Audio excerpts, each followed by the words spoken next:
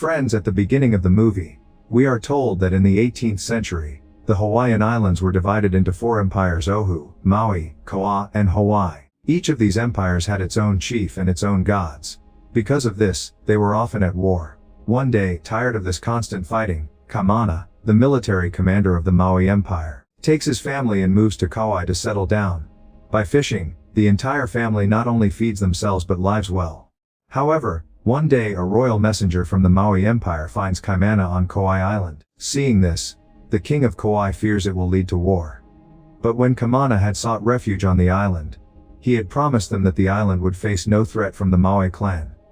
Keeping this promise, Kaimana calmly talks to the messenger, who informs him, "The king has summoned you. If you ignore my words, you will be punished by having your tongue cut out. And if you try to run away again, you will find not mercy but death." Hearing this, Kaimana consults with his 2 brothers, Namek and Nei. Here we learn that Kaimana's wife, Kupohi's sister, Hik, is married to Nei. After calming his family down, the next day Kaimana takes some of his close associates and goes to Maui Island to meet King Kahekili. As soon as the soldiers see Kaimana, they consider him a fugitive and welcome him with an attack. A spear-wielding warrior tells Kaimana that he can only meet King Kahekili if he defeats him, which was considered impossible because no one had ever survived the warrior's spears. But Kaimana not only accepts the challenge but also faces him with full courage and defeats him. Seeing this, Kahekili, pleased, comes to Kaimana himself and asks him to return to the island and resume his post as commander. But Kaimana refuses in a subdued voice. King Kahekili then says, "Your father, my cousin, served Maui until his last breath. You have that same courage. It's a pity you left us." During the meeting, Kaimana asks why he was summoned. The king's key man reveals that the neighboring tribe, the O'o Empire, is plotting to attack them. They have doubled the army and will wipe Maui off the map.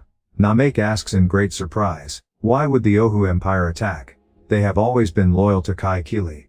Hearing this, the king's son Kapul reveals that the king's priest has turned him against the Maui Empire, so he now wants to attack us. Even after hearing all this, Kaimana refuses to support them because he doesn't want to get involved in conflicts. But King Kahekili asks him to stay the night and reconsider protecting the empire. Kaimana seeks advice from his family, and they tell him to agree with the king because if he didn't, the king might kill them. But Kaimana remains firm on his decision, saying, "I will not support that misguided king. He is a murderer of many innocent lives." The next morning, as Kaimana wakes up, Kahekili is standing before him. He takes Kaimana deep into the jungle to a place where his father's bones still remained, which the Oahu Empire had disrespected. Seeing this, Kaimana's eyes well up with tears. Kahekili tells him, "You are the man prophesied. A star signified the rise of a great king, and you were born under that very star's light. You are the king who can reunite the 4 empires once again." Hearing all this, Kaimana becomes thoughtful. Along with his brothers, he performs the last rites of his father's bones that night and vows to take revenge on Oahu's priest, and the entire empire for his father's dishonor.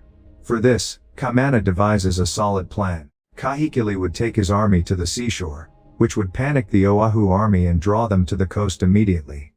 Seizing the opportunity, Kaimana would attack the eastern fort and capture the priest. Furthermore, upon hearing of the temple's capture, Oahu's religious king would surrender himself because the temple held great importance for him. Kahekili likes this plan. Working on this plan, the Maui army attacks the eastern fort, forcing the Oahu army to come there. Within seconds, the battle takes a fierce turn, ending in victory for Kaimana's army. Afterwards, Kaimana's army heads towards the temple to capture the priest. But while passing through the jungle, the Oahu army, which was hiding, attacks them. Kaimana's men kill them. However, when Namek sees their wooden tools, he realizes these were not enemy soldiers but innocent farmers. In this misunderstanding, Kaimana's companions had taken many innocent lives. Kahekili did not even spare children. Moreover, he set fire to the temple and the refugees inside. Kaimana, however, did not kill innocents. So as soon as Kaimana learned of Kahekili's brutality, he immediately went to the temple to stop him. But it was too late. Everything was over. Kahekili had also taken Oahu's king Hahana into custody. Hahana asked Kahekili, "I never wished you ill. Why did you do this?" Without answering, Kahekili has Hahana killed. After Hahana's death, Kaimana finds out that Kahekili had spread the false rumor about the Oahu Empire's attack. Not only that, the story about his father's disrespect was also just a fabricated tale. After learning all this, Kaimana vows never to support Kahekili again.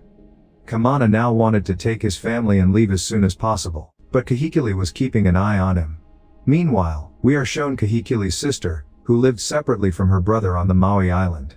Her husband, Moku, who was also the island's chief, tells his wife that due to Kahekili's unjust attack on Oahu, war is about to break out, so all of you go to the Hawaii Empire.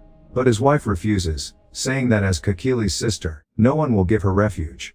Moku says, in exchange for staying there, I have arranged our daughter Kahumanu's marriage to the chief there, who will help us. But Kahumanu refuses to marry and leave her island. Seeing the danger, Moku's wife reassures him, I will send Kahumanu there. Meanwhile, Kahekili sends a message to Kaimana via a royal messenger to meet at the temples. The messenger drops Kaimana near the temple and goes to call the king. But when the king arrives, Kaimana is not there because he had killed the soldiers and fled with his family. In anger, the king orders Kaimana to be killed and his bones brought back, as they believed power resided in bones. The messenger knew Kaimana would have gone to Kauai Island to Heke. So the army sets out in that direction. Meanwhile, Kaimana and his family, facing a sea storm and bad weather, reach their home the next morning. But Heke is not there, and shortly after, Kapul arrives with the army. Sensing danger, when Kaimana sees the king, an enemy stands there whom Kaimana kills. The others then chase him. Kaimana takes his family away to save them, while Kupohi sets out to search for Heke. Meanwhile, Kaimana gives the soldiers the slip and disappears suddenly. To find him, the army splits into two groups. At this time we see a British ship landing on Maui Island.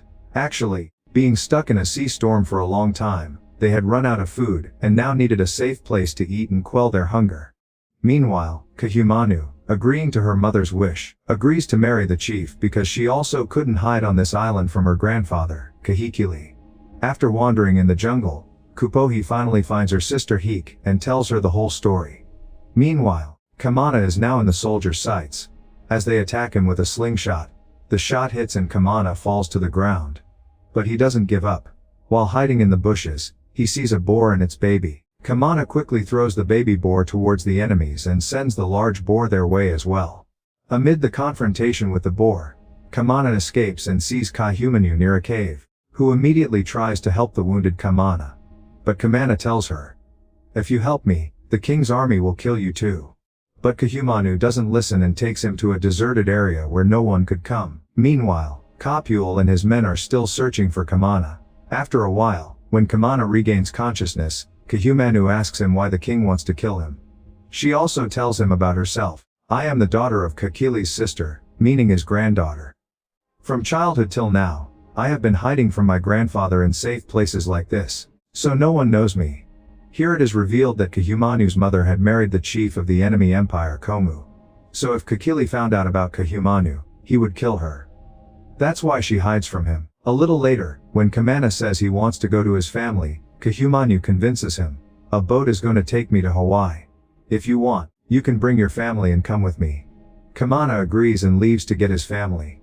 Meanwhile, the British, who were lost in the jungle, are attacked by Kapul's men, who take one companion's weapon. The other British encounter Kaimana and Kahumanu. For his safety, Marley holds Kaimana at gunpoint. Kahumanu tells Kaimana that these people must be here looking for food and drink, having escaped trouble. During this conversation Marley shoots, but the captain disrupts his aim and saves Kaimana. Hearing the gunshot, Kapul's man arrives. Kaimana kills him with a knife throw. The British quickly flee, while Kapul runs towards the sound of the gunshot. Therefore, seeing the danger, Kaimana gives Kahumanu a token, and sends her to his family immediately so she can take them to Hawaii. Meanwhile, Nate, after a long wait, decides to go find Kaimana himself. But when Namek stops him, a fight breaks out between the two brothers, and Kupohi tries to stop them. Just then Kahumanu arrives, gives Kupohi the token Kaimana had given her, and tells her to go to Hawaii. The entire family boards a boat and sets off, accompanied by a lost British sailor. Meanwhile, Kapul and his army are chasing Kaimana to capture him. While running, Kaimana reaches a chasm. There's no way forward. So now Kaimana faces the enemies. After defeating several men, Kaimana's courage begins to wane. But when the king's messenger comes to kill him, Kaimana quickly uses him as a shield and falls down. Everyone thinks Kaimana is dead now, so Kapul orders a search for the body. But we see Kaimana is alive, now on the British ship. Seeing the British, he is quite startled. He goes out and sees they are far from Maui Island. The captain explains, "You saved our lives. We repaid you by saving yours." The story now jumps ahead 1 year. Kaimana is still with the British and Tony is teaching him English. He has also learned to use a gun and hunt. Meanwhile, his family is living in Hawaii, and Kupohi hopes that one day Kaimana will come to them. Meanwhile, we are shown Kahikili, who has made his empire powerful through aggressive politics. Some rulers fear him, while others are plotting to kill him. One such person tries to poison Kahikili through an associate. But the king finds out and has that person and his family killed by forcing them to drink the same poison. When the king of Hawaii hears tales of this brutality, he decides to kill Kahikili. A few days later, Kahumanu also marries the chief. Kaimana now wants to go to his family. So one day, he goes to buy guns for safety. But the shopkeeper refuses to sell him all the guns. However, a woman impressed by his bravery, takes Kaimana with her and asks, "What is the chief of Maui doing here?" Kaimana is surprised. The woman Y tells Kaimana, "I can get you the guns. Just introduce me to the captain." Kaimana does so, and Y tells the captain, "We can get rich by trading the sandalwood present in the Hawaiian Islands." The captain agrees to work with her. But Kaimana is not part of this plan, because he doesn't want the white men on his islands. To convince Kaimana, Y takes him to a slave colony, and tells him that the Spanish have looted and enslaved these people, and they will do the same to the Hawaiian Islands. So it's better to do business and strengthen your people by putting weapons in their hands. Kaimana agrees to this now. Meanwhile, Marley meets another captain and tells him about the islands, trapping his own captain in a prostitute's web. But why? While searching for an answer to this question, Tony looks at a map and sees the map of the Hawaiian Islands. Seeing this, Tony points a gun at Marley, and a fight breaks out between them. And with this, the 3-episode series ends here. What do you think? Will Marley succeed in harming the Hawaiian Islands, or will Kaimana foil his plan? Please give your answer in the comments. Like and share the video, subscribe to the channel, and press the bell icon so you don't miss upcoming videos. See you in the next video.